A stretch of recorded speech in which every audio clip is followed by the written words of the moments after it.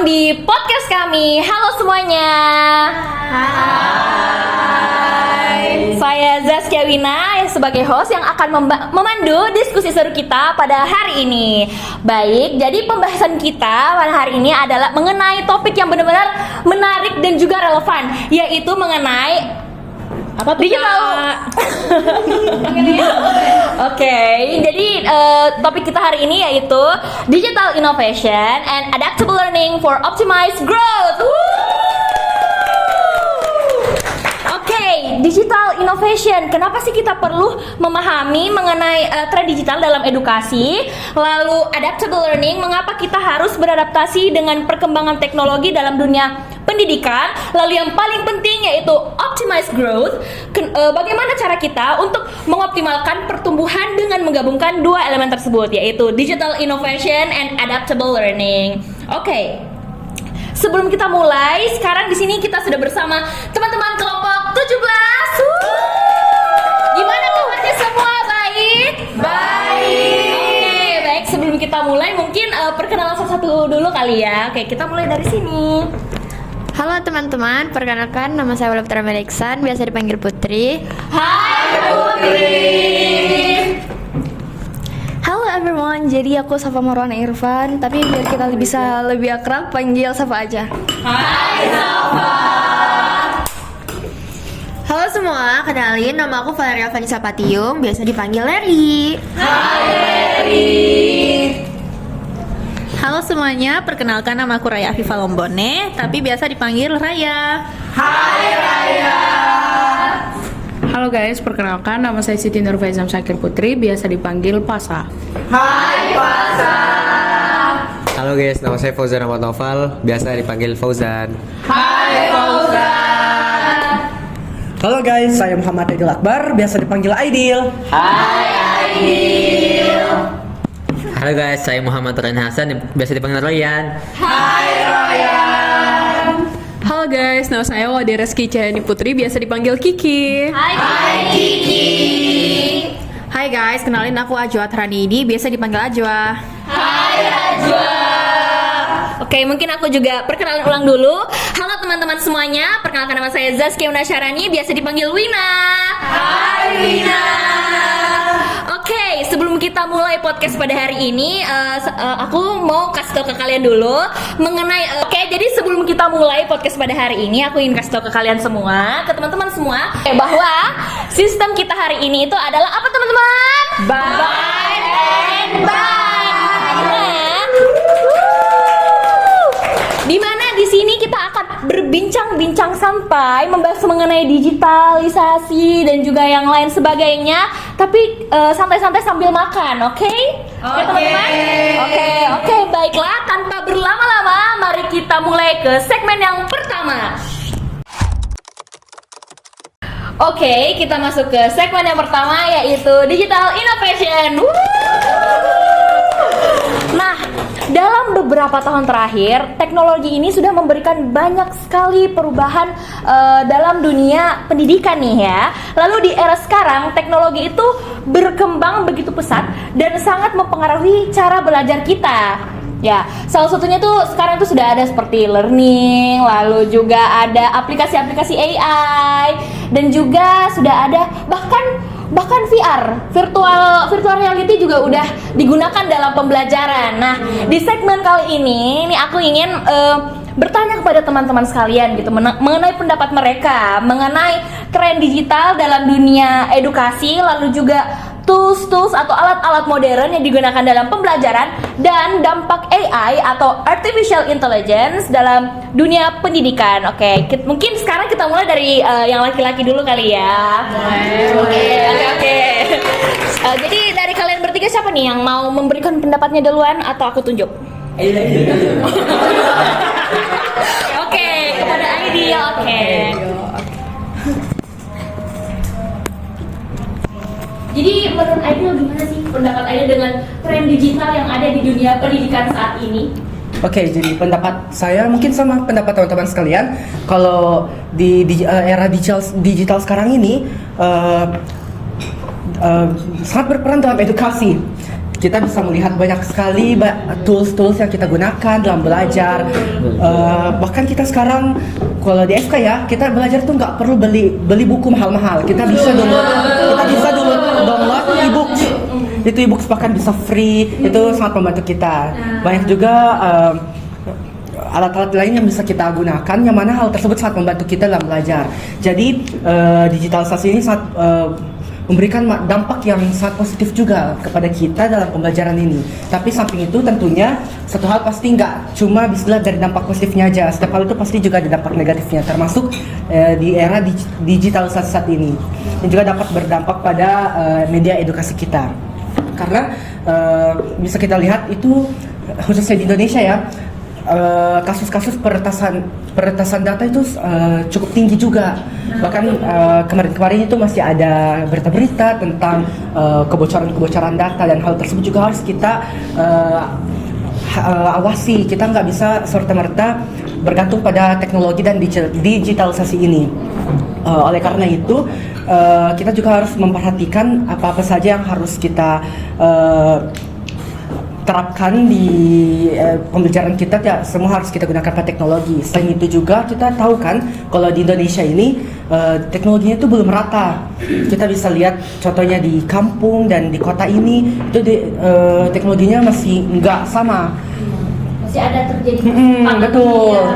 Jadi hal tersebut juga menjadi tantangan nih. Jadi kita nggak bisa serta-merta nyamaratain nih teknologi bisa digunakan dalam segala hal pembelajaran. Kita harus juga bisa melihat hal berbagai faktor seperti faktor lingkungan juga tadi. Kalau Wina sendiri gimana? Kalau aku sendiri sih sama persis seperti Ideal. Mungkin sudah tidak ada lagi yang bersama. Oke. Kayak intinya ambil yang positif-positifnya aja. Betul. Intinya guys, teman-teman semua be wise, oke? Oke. Be wise. Mungkin dari saudara Fauzan atau saudara Royan ingin menambahkan? Saya. Royan atau Fauzan? Oke, Fauzan.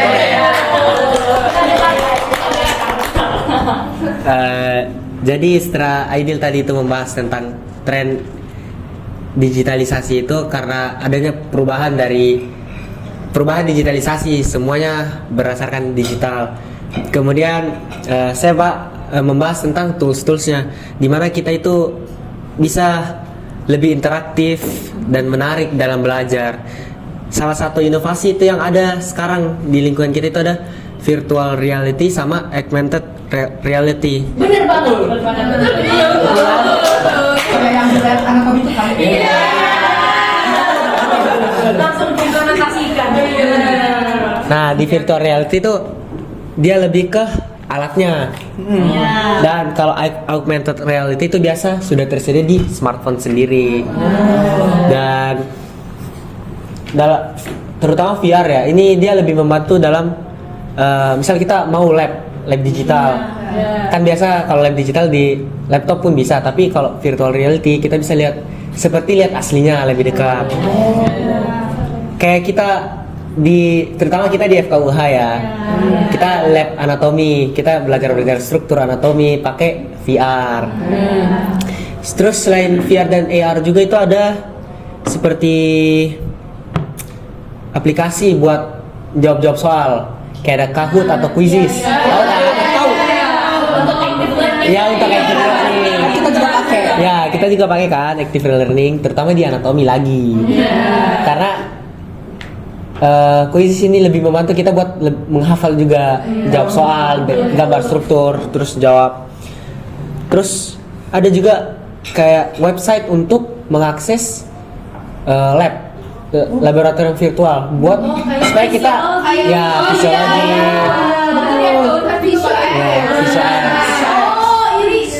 supaya kita berlatih sebelum lab yang aslinya, biar tidak datang kosong.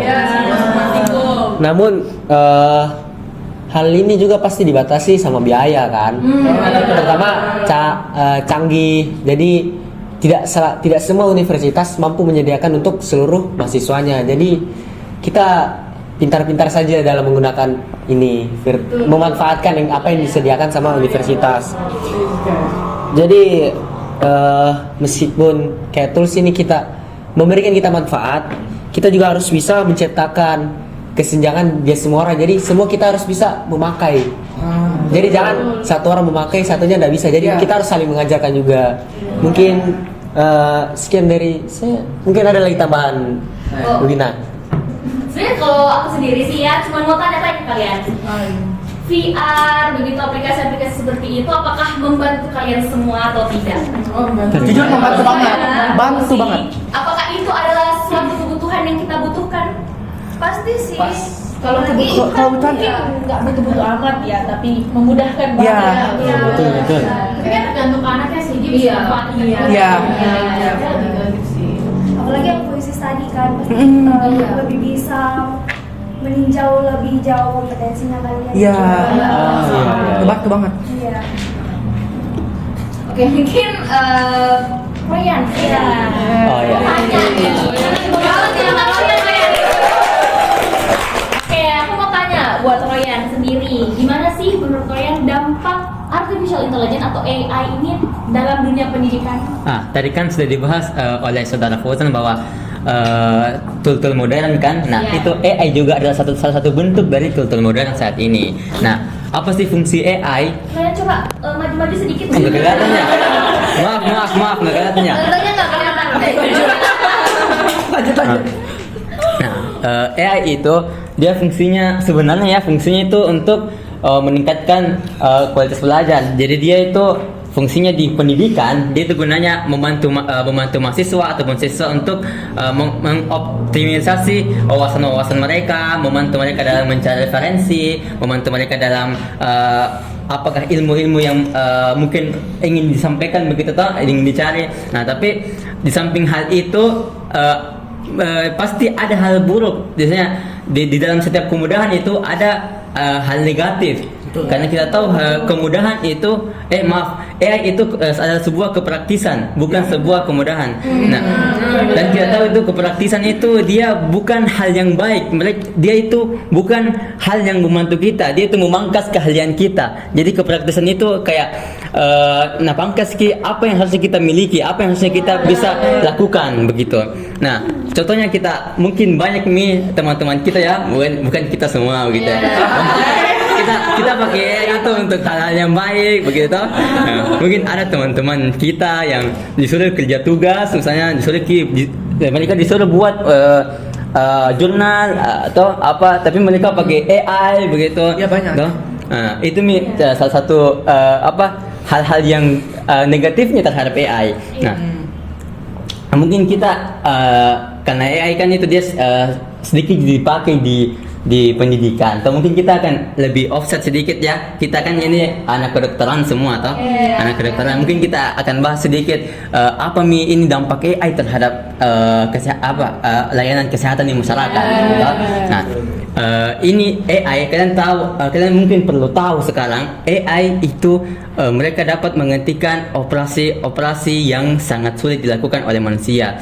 Jadi AI sekarang di Cina itu mereka mampu menghentikan 3 dokter bedah sekaligus. Wow, itu fun fact yang baru saya tahu. Keren sih, keren. Oke. Nah, itu sekarang kita harusnya menggunakan AI itu dengan baik, karena lawan kita itu bukan hanya dokter di luar sana. Lawan kita sekarang adalah AI itu sendiri. Ya, betul. Tepuk tangan. Insightful sekali. Mungkin itu saja yang bisa saya sampaikan ya. Mungkin saya kembalikan ke moderator. Oke. Wah, keren sekali ya pendapat-pendapat dari 3 lelaki ini. Tepuk tangan semua. Oke, jadi dari pembahasan ini saya bisa menarik kesimpulan bahwa teknologi digitalisasi itu bukan hanyalah sebuah tren, tetapi adalah sesuatu yang bisa kita manfaatkan, tetapi jangan lupa untuk selalu bijak dalam menggunakannya. Oke, mungkin kita langsung ke segmen kedua. Oke, selanjutnya kita sekarang masuk ke segmen kedua, yaitu adaptable learning. Nah, di dunia yang terus berubah ini, kita itu dituntut untuk terus fleksibel dalam belajar. Nah, setiap orang pasti memiliki gaya belajar mereka masing-masing. Ada yang suka menggunakan LAT. Kalian masih ingat LAT nggak? Apa? LAT itu apa? Learning betul di pelajaran? Kebal. Oke, LAT yang berbasis digital seperti flashcard, mind maps, Cornell Notes, atau mungkin ada juga orang yang suka belajar dengan sistem seperti social learning. Jadi mereka tuh kayak masuk ke komunitas-komunitas, grup-grup WA begitu sambil berbagi soal dan juga berdiskusi. Nah, kali ini aku mau mendengar pendapat-pendapat teman kita mengenai pentingnya fleksibilitas belajar, lalu strategi belajar yang adaptif dan pengalaman pribadi mereka dalam menyesuaikan diri dengan perkembangan teknologi yang ada pada saat ini. Oke, mungkin saya mau Larry dulu kali ya, Larry. Oke. Menurut Larry, seberapa penting sih fleksibilitas belajar itu? Oke, jadi kita mulai dulu ya. Kan kita tahu fleksibilitas belajar itu berarti gimana caranya kita untuk mungkin gaya belajarnya kita nggak monoton itu aja gitu. Kita mulai dulu, kan pasti teman-teman semua pernah nggak sih ngerasa kayak misal belajar terus nanti jenuh sama cara belajar, kayaknya kurang efektif nih cara belajarnya, kayak pengen banget ganti. Nggak mungkin dong cara belajarnya monoton itu aja, baca buku doang gitu. Nah di sini makanya pentingnya kita harus punya fleksibilitas dalam belajar. Jadi kita bisa tentuin tuh kapan kita harus belajarnya sama kelompok, kapan kita harus belajar sendiri. Nggak mungkin dong teman-teman di FK belajar sendiri semua, belajar dari buku-buku digitalnya atau mungkin dari e-learningnya, semuanya pasti kan ada waktunya teman-teman nanya ke mungkin circle belajarnya sendiri nih, apalagi sebelum ujian praktikum banyak tuh yang suruh boleh nggak responsi aku dulu, ini aku bagaimana. Jadi supaya nggak jenuh, makanya penting kalau misalnya kita tidak ada fleksibilitas saat belajarnya sama-sama terus buku tok, tidak ada kerjasamanya dengan teman-teman yang lain, ya pasti jenuh, pasti justru belajarnya malah nggak efektif, capek sendiri, yang ada malah buang-buang waktu, justru materi yang masuk langsung keluar lagi gitu. Jadi ini menurut aku kenapa penting banget sih kita perlu kalau belajar tuh harus fleksibel. Itu kurang lebih dari aku ya. Mungkin saya kembalikan lagi ke Wina selaku host. Aku masih mau denger pendapat yang lain nih tentang pentingnya fleksibilitas dalam belajar. Mungkin Raya kali ya. Oke, kalau menurutku kita ini kan mahasiswa kedokteran ya. Kayak rasa-rasanya itu waktu sehari 24 jam itu kadang nggak cukup. Karena banyak banget itu dipelajari. Makanya kalau kita belajar dengan cara-cara tradisional kayak pakai buku terus kita buka satu-satu, atau kayak pakai jurnal-jurnal terus kita cari satu-satu dari buku-buku jurnal, itu pasti memakan waktu kan. Nah nantinya malahan kita habis waktunya di mencari-cari sumber daripada belajar. Nah menggunakan sekarang dengan adanya teknologi-teknologi ini tentu belajarnya bisa lebih fleksibel. Jadi kayak misalnya kita bisa belajar di mana saja lewat HP kan, lewat video-video atau lewat buku-buku e-book begitu. Jadi kita nggak perlu kayak kesana kemari bawa-bawa buku yang berat. Nah, terus itu juga menghemat waktu kan. Jadi menurutku itu kayak salah satu hal yang menjadi positif bagi kita, khususnya sebagai mahasiswa kedokteran gitu. Dan untuk learning aid tools itu menurutku juga salah satu dampaknya itu adalah kita bisa menghemat uang karena nggak perlu kertas banyak. Kayak misalnya bikin mind map terus di tengah-tengah salah nih, pasti kalau di kertas pasti dibuang kan, terus kita ganti lagi kertas baru. Kalau di digital kan tinggal hapus. Nah terus kalau kayak flashcard itu kan pasti kalau bikin pasti tebal-tebal lain ya. Nah kalau digital kan mudah, nggak perlu gunting-gunting kertas gitu. Ada aplikasinya. Nah benar. Dan bisa juga bagi-bagi ke teman kan linknya begitu, belajar sama-sama, membantu. Oke, kalau dari saya itu mungkin itu saja. Kita kembalikan ke hostnya. Oke, sekarang saya mau tanya mengenai strategi belajar yang adaptif. Menurut Safa, strategi belajar yang adaptif itu seperti apa sih? Oke, jadi kita kembali lagi sama yang tadi ya, fleksibilitas belajar. Jadi namanya juga fleksibilitas. Kalau kamu monoton sama itu aja, kamu tuh kayaknya bakalan stuck juga terus di situ. Jadi kamu nggak bisa offside dikit, mungkin kamu bisa offside dikit. Nah, makanya ada namanya strategi belajar yang adaptif, supaya kamu tuh tahu strategi belajar kamu tuh sebenarnya apa, yang adaptif di kamu tuh sebenarnya apa. Apalagi kita mahasiswa kedokteran ya, susah banget kalau misalnya kamu nggak nemu strategi belajar yang emang mempan di kamu. Makanya harus cari yang emang adaptif di kamu, yang bisa membantu kamu untuk memahamin semua materi-materi. Jadi kamu harus cari kamu tuh harus gimana belajarnya biar ngerti sama materi yang dikasih, nggak mentok di itu aja. Nah, dari yang dibilang Raya tadi ada learning tools kan. Aku sendiri mau membagi, walaupun kita belum masuk sesi pengalaman, tapi aku mau sharing dikit. Aku itu suka pakai aplikasi Notion. Pasti bukan cuma aku di sini, dan aku itu suka secara yang estetik gitu ya, yang visualnya bagus. Jadi, aku semangat belajar kalau misalnya laman yang aku pakai itu cantik gitu. Jadi ya strategi belajar aku sendiri itu seperti itu, lebih ke visual. Lalu juga ada menerapkan teknik recall. Iya, jadi kalau misalnya belajar kan kalian pasti nggak bisa satu kali doang ya bacanya. Emang harus sering recall gitu. Itu aja sih kalau dari aku. Terima kasih Safa ya. Terima kasih rekomendasi aplikasinya. Mungkin kita ke sesi yang terakhir, yaitu mengenai pengalaman pribadi dalam menyesuaikan diri dengan perkembangan digital. Saya mau tanya dari orang Surabaya ini. Kurang ajar. Menurut Ajwa sendiri, pengalaman Ajwa selama ini gimana sih? Ya, makasih udah nanya. Jadi seperti yang kita ketahui, kita kan sekarang lagi di era digitalisasi ya, yang mana teknologi itu berkembang pesat banget dan gak bisa kita hindari, teknologi udah jadi bagian dari hidup kita juga. Kita kayak mau nggak mau ya harus beradaptasi gitu lah. Jadi untuk pengalamanku sendiri ya, belajar sama teknologi ini, dulu tuh aku suka nulisnya nyatet di kertas gitu lah sebelum masuk ke FK ini. Terus kayak semenjak masuk ke FK ternyata catatannya seabrek itu dan bikin pusing banget. Terus kayak ternyata nulis di buku tuh udah gak efektif lagi kalau aku nih ya. Akhirnya aku udah baca PPT doang. PPT aku coret-coret di iPad, nah kayak gitu. Itu udah paling gampang sih pakai teknologinya. Apalagi kalau misalnya disuruh tadi kayak di mention sama banyak orang lah ya sebelumnya, ada pakai learning aid tools, flashcard lewat website yang bertebaran di internet. Apa tadi kayak Quizlet gitu-gitu lah ya.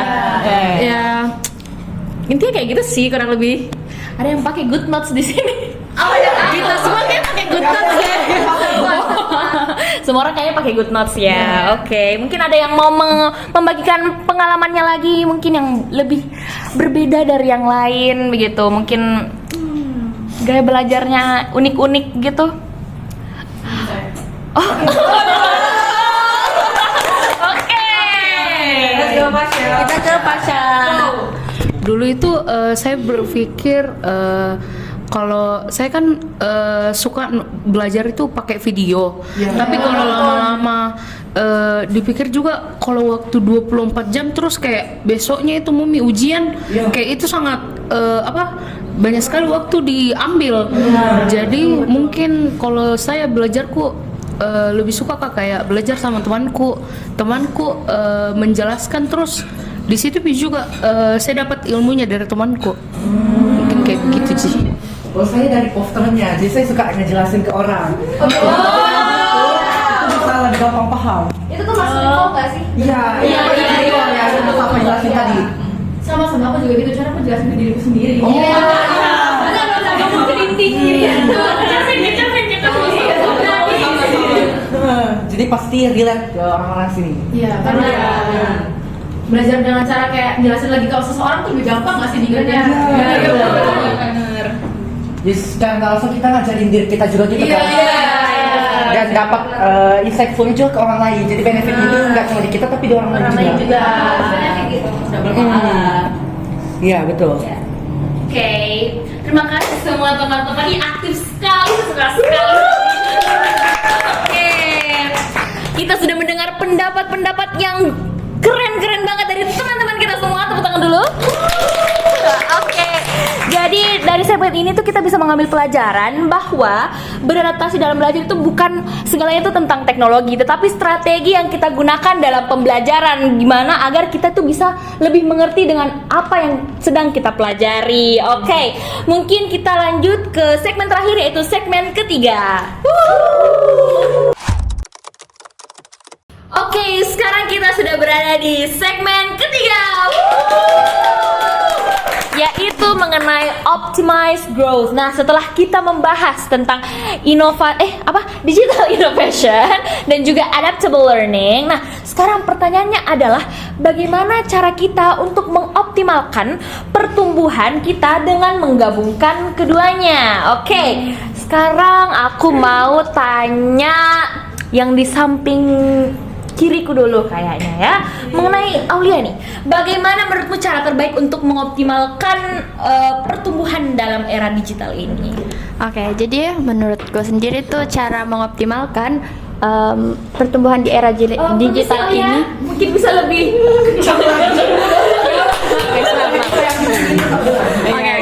Tangan terus. Oh iya.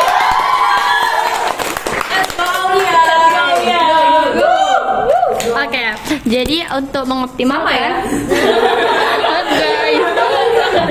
Oke, jadi untuk mengoptimalkan pertumbuhan di era digital ini, kita sebagai Gen Z ini pastinya kepo kan dengan apa yang baru, apa sih yang lagi hype gitu. Jadi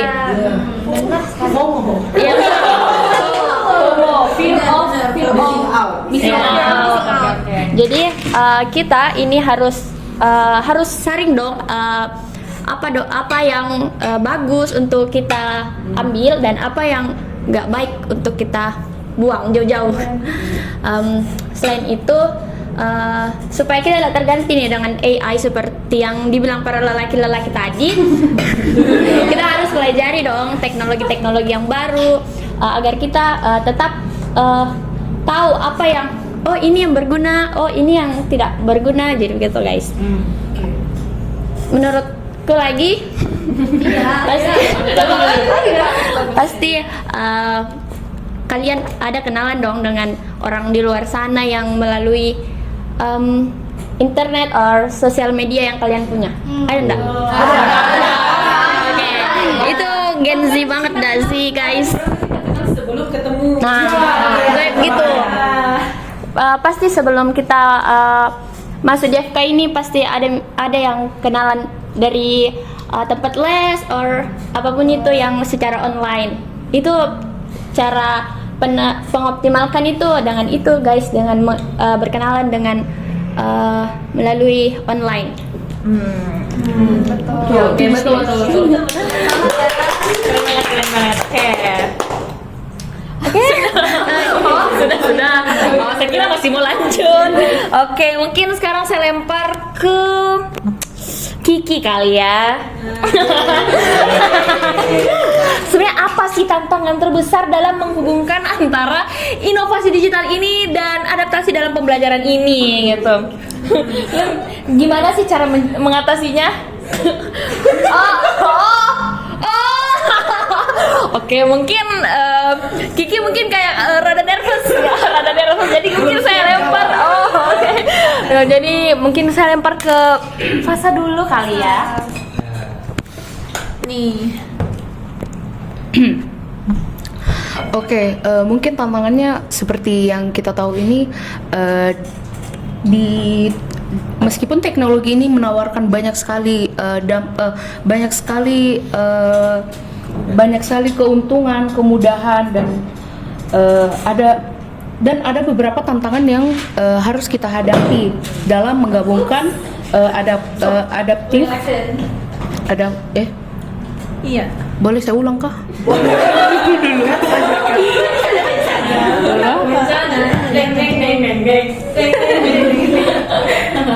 Ulang sih dari awal. Gak apa-apa sih. Tunggu nah. Santai nih. Ada di editor. Seperti yang kita tahu ini, teknologi ini banyak sekali memberikan kita keuntungan, kemudahan dan lain-lain. Dan ada pun beberapa tantangan yang harus kita hadapi dalam menggabungkan inovasi digital dan pembelajaran adaptif ini. Salah satunya mungkin tantangannya terbesar adalah kesenjangan akses terhadap teknologi seperti yang Aidil tadi bilang. Tidak semua orang ini memiliki internet yang stabil, dan tidak semua juga orang memiliki perangkat. Dan untuk mengatasi masalah ini pun juga ada seperti pemerintah dan lembaga pendidikan ini perlu aktif lagi dalam menghadapi masalah ini, seperti menyediakan akses internet, atau mungkin kayak lembaga-lembaga seperti itu mungkin bisa bikin kayak perpustakaan digital di sebuah wilayah. Jadi kayak orang itu ndak perlu dengan kita belajar ndak perlu punya perangkat, bisa mungkin kayak datang ke perpustakaan digital begitu. Terus ada pun juga tantangannya lagi kayak ndak semua ini orang tahu bagaimana cara menggunakan teknologi, dan terutama ini di kalangan guru, dosen, atau siswa dan mahasiswa pun juga. Dan untuk solusinya mungkin kita harus kayak membekali kayak belajar bagaimana menggunakan teknologi yang bagus dan bijak. Terus ada pun juga salah satu tantangan, kan kita ini anak FK. Salah satu tantangan terbesar itu seperti yang kita tahu ilmu di kedokteran itu sangat cepat sekali berkembang, selalu up to date. Dan dengan adanya teknologi ini seperti kayak AI, karena saya juga sebenarnya pengguna AI ya, apalagi kayak kayak itu sangat membantu kalau kayak jurnal begitu. Karena kalau dapat kayak misalnya begini, kayak mungkin baca jurnal tapi jurnalnya terlalu panjang, dan mau jika ambil poin-poin yang mau kita ambil, dengan adanya AI ini bisa kita bantu ambil poin itu saja. Jadi sangat meringkas. Iya, mungkin itu saja. Saya kembalikan ke Win. Oh, thank you. Ya, jadi memang penggunaan AI ini bikin praktis, tapi ingat yang dikatakan Royan, tetap bijak. Betul sekali. Sangat keren sekali pendapat teman-teman kita ya pada segmen ketiga ini. Jadi kita dapat mengambil pembelajaran. Wow, saya lupa guys, mohon maaf sekali. Terkadang memang menjadi host seperti ini pasti ada saja ya. Ya, mohon maaf ya teman-teman, mohon maaf. Oke. Manusia kan tempatnya lupa ya. Saya hanyalah manusia biasa. Iya, bukan nabi, Bo. Bukan nabi, Bo. Nah, jadi terakhir ini untuk Kiki kali ya, untuk memberikan pendapatnya tentang bagaimana peran kita sendiri ya dalam mengoptimalkan pertumbuhan melalui teknologi. Oke. Peran kita ya berarti dalam pandangan mahasiswa nih ya, dalam perspektif mahasiswa, karena kita semua ini mahasiswa kan. Tentunya sebagai mahasiswa kita itu harus berpikiran terbuka terhadap teknologi ya. Kita tidak mungkin ya tidak mungkin mau tertinggal ya kan. Contohnya nih ada AI sekarang tuh, salah satunya ChatGPT. Kalau kita mau cari informasi kan, kita langsung ketik, langsung muncul deh jawabannya semua tuh. Iya. Jadi sebenarnya AI ini atau teknologi ini tidak bisa dipandang sebagai alat bantu saja, tapi sebagai game changer ya. Oke, selanjutnya sebenarnya kita harus memandang teknologi ini sebagai sesuatu yang contohnya dulu kita itu belajar itu kan pakai buku yang tebal-tebal ya kan ya, sekarang memudahkan kita. Lalu ini ada salah satu kesalahan mahasiswa ya, saya bahas secara umum. Kesalahan mahasiswa adalah berpikir bahwa mendapatkan pekerjaan itu, peluang mendapatkan pekerjaan itu hanya setelah lulus kuliah. Padahal semenjak kita kuliah itu kita bisa membangun personal branding, ya kan? Kita memanfaatkan teknologi. Iya, kita memanfaatkan teknologi yang membantu kita untuk mendapatkan pekerjaan di masa depan nanti. Iya, betul banget. Jadi daripada scrolling media yang tidak jelas, mending kita coba menentukan arah kita mau kemana ke depannya. Iya, betul. Intinya teknologi ini tuh dipandang sebagai jembatan untuk berkembang, ya. Iya, kita bisa intinya teknologi ini menjadi luar biasa apabila kita memanfaatkannya dengan tepat, tetapi bisa juga menjadi bumerang bagi kita kalau kita salah dalam menggunakannya. Kita harus bertanggung jawab kalau dapat informasi harus disaring terlebih dahulu, tidak boleh langsung disebarluaskan apabila jangan sampai informasi yang kita dapatkan justru adalah informasi hoax, ya. Intinya AI dipandang sebagai jembatan untuk berkembang, guys. Ya, jangan sampai menggantikan kreativitas kita, namun membantu kita. Oke. Masya Allah. Tanya dong, Ma. Masya Allah. Oke, bagus sekali ya penutupan oleh Kiki ya. Oke, jadi yang bisa kita simpulkan adalah teknologi ini kita bisa pakai. Misal contohnya seperti Instagram gitu. Kita bisa membangun personal branding di situ. Jangan selalu takut gitu untuk kayak first account itu kayak harus private begitu, tidak mau kasih lihat muka aku begitu. Mungkin bisa kita lebih membangun personal branding, mungkin kita bisa lebih percaya diri lagi ya.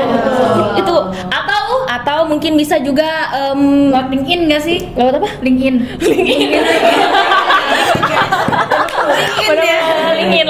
Bener. Oke, jadi teknologi dan fleksibilitas dalam belajar itu harus berjalan beriringan ya, agar semuanya itu seimbang, tidak ada yang setimpang.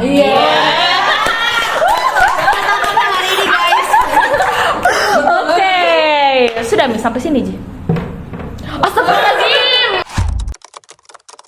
Oke, semua segmen mengenai digital innovation, adaptable learning, dan optimized growth sudah kita bahas nih. Tapi mungkin kita sedikit bicara dulu. Bagaimana makanannya? Gimana makanannya? Enak.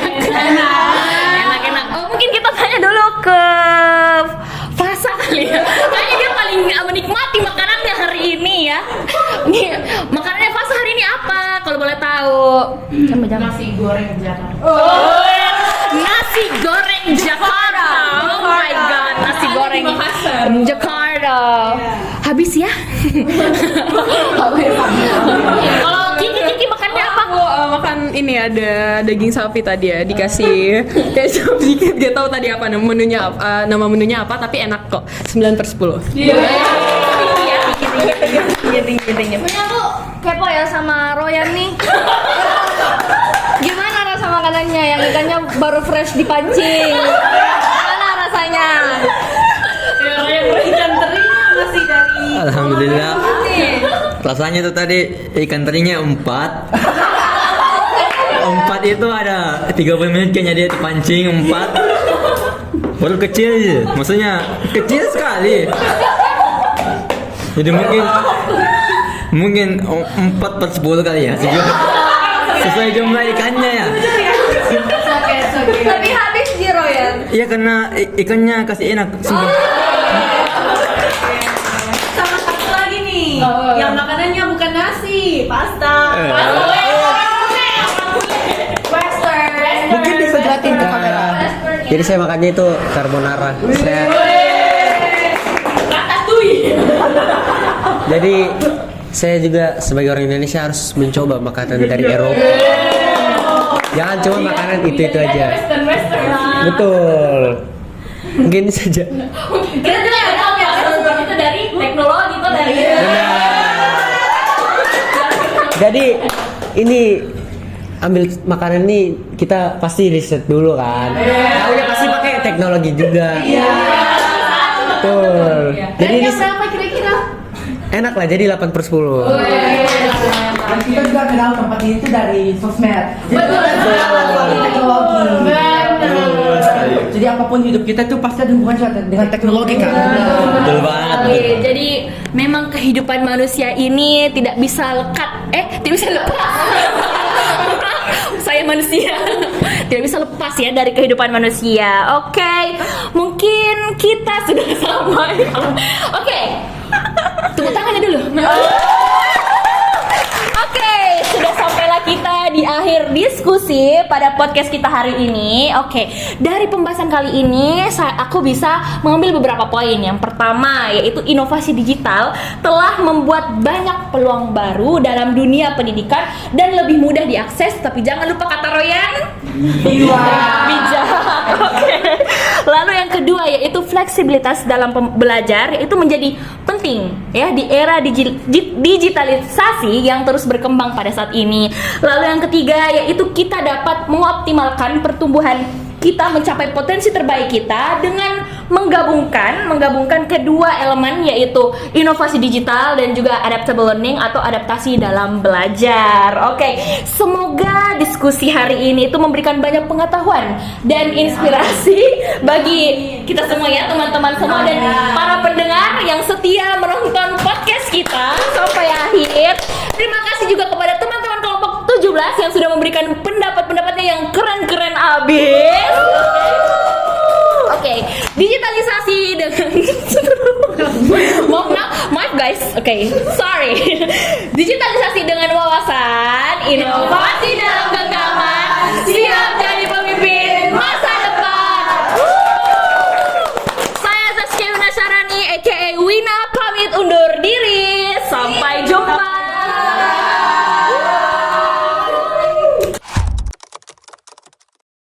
Bahwa Oke, maaf Nawe, lupa ya apa tema? Oh ya.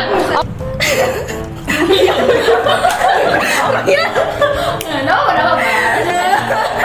ya. Let's go. Ya, lucu sekali. Jangan nasinya dong.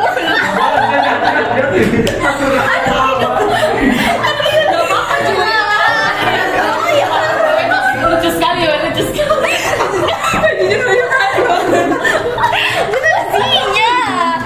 Gue lupa mama gue bilang. Kau bicara. Dari awal bicara. Lanjut ya. Sebentar Royan, yang memang kembali ke saya. Di mana tadi?